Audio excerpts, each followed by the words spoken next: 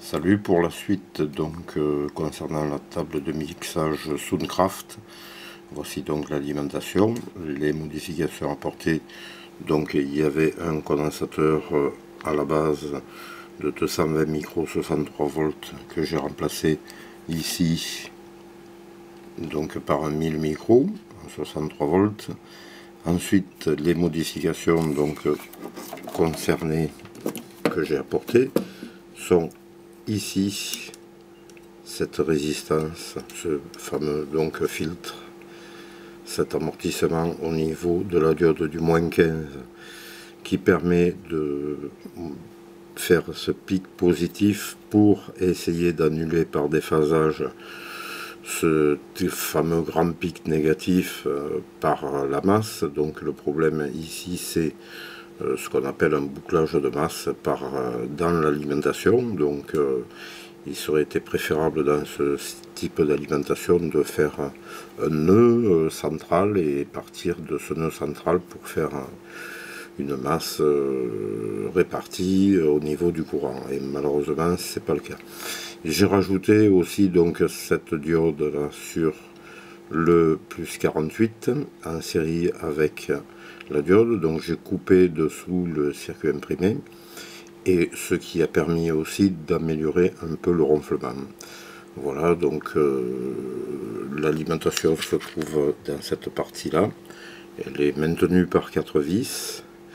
Voilà, donc ici je vais vous faire la démonstration du problème du pic positif, négatif, pardon, de l'alimentation.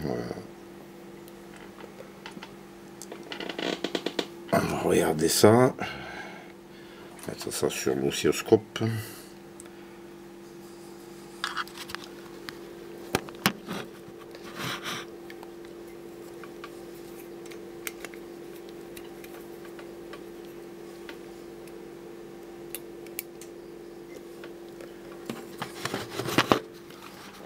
Voici donc ce que ça donne sur l'oscilloscope.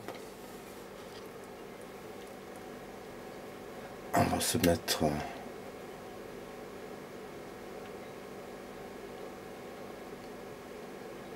sur la bonne fréquence, on va se mettre en alternatif.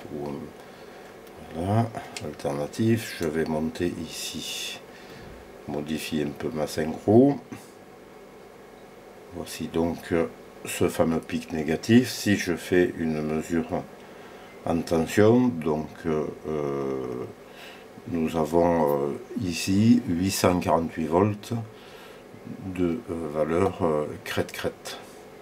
Donc effectivement c'est vrai que ça peut apporter pas mal de désagréments au niveau du bruit, et donc il faut essayer d'amortir un peu ça, et ça a permis de tout ça d'amortir.